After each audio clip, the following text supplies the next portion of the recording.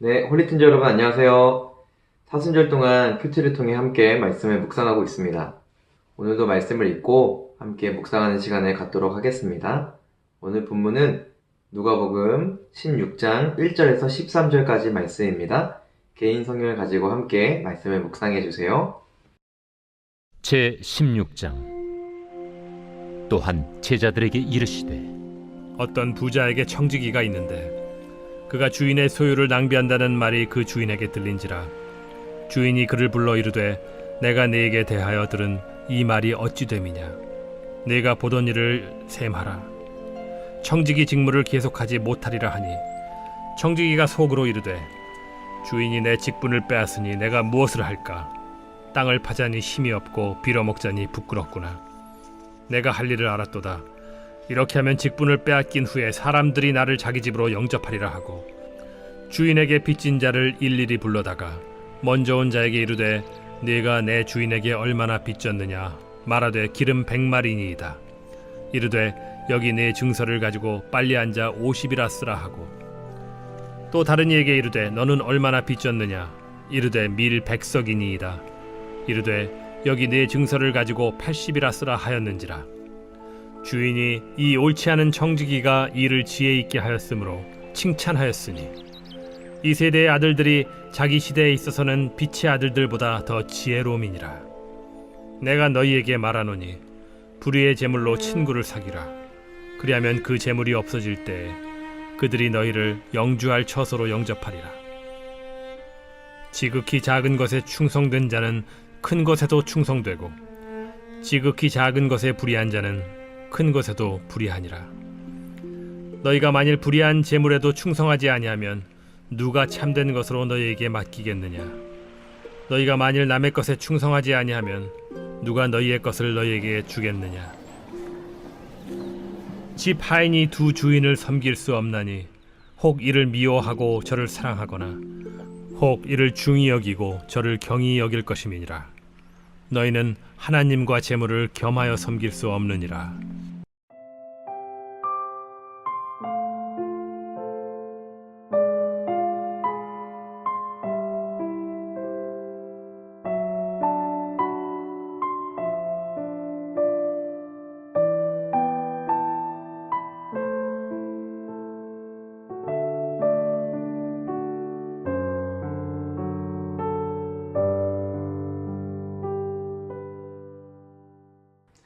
여러분은 오늘 말씀 속에서 무엇을 관찰하셨나요? 말씀 가운데 나에게 주시는 교훈은 무엇인가요? 그리고 나에게 필요한 새로운 실천은 무엇일지 여러분의 생각을 댓글 또는 카카오톡 단체방에 공유해 주세요. 목사님은 오늘 말씀 가운데 우선순위의 재정립에 대해서 생각해 보았습니다. 오늘 말씀은 이해하기가 좀 어려운 것 같습니다. 예수님께서 제자들에게 말씀하시는 이 이야기는 불의한 일을 하는 청지기에 대한 내용입니다. 그런데 이 불의한 청지기의 행동이 칭찬을 받는 것처럼 보이기도 합니다. 그래서 혼란스럽습니다. 그리고 이 이야기에 대한 해석은 하나님과 재물을 겸하여 섬길 수 없다라는 메시지로 정리됩니다. 그래서 앞의 이야기와 뒤의 이야기가 서로 관련이 없는 것처럼 보이기도 합니다. 하지만 대비되는 것들을 통해서 말씀을 잘 살펴볼 수 있는데요. 청지기는 고발을 당했다가 나중에는 칭찬을 받게 됩니다. 청지기는 재물을 낭비하는 자로 나타났는데 이후에는 재물을 탕감해주는 자로 나타납니다. 청지기는 친구가 없는 자에서 친구를 만드는 자로 나타납니다. 이 이야기의 구체적인 과정은 알 수 없지만 청지기의 그러한 변화와 선택이 지혜로운 결정이었음을 보게 됩니다. 청지기의 극적인 변화를 보면요. 그는 불의한 재물로부터 나와서 영원한 처소로 들어가게 됩니다. 그리고 그 중간에는 친구를 사귀는 일이 있습니다. 결과적으로 재물은 사라지지만 친구는 남습니다.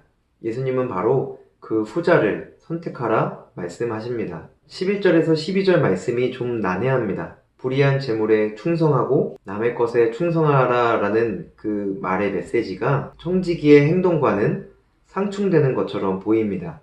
하지만 불의한 재물에 충실하고 남의 것에 충실하라라는 그 메시지에서 충실한 모습의 기준은 하나님이 원하시는 기준으로 보아야 합니다. 그래서 하나님 또는 하나님의 뜻보다 재물을 더 중요하게 그리고 귀하게 여기는 마음이 오히려 충실하지 못하다라는 것을 볼 수 있습니다. 그래서 하나님의 뜻, 여기서는 친구 사귀는 것을 말하는데요. 그렇게 재물을 붙잡는 마음으로부터 떠나서 사람을 더 귀히 여기는 선택과 행동으로 들어갈 때 그것이 불의한 재물에 대한 믿음직한 행동이 될 수 있는 것입니다.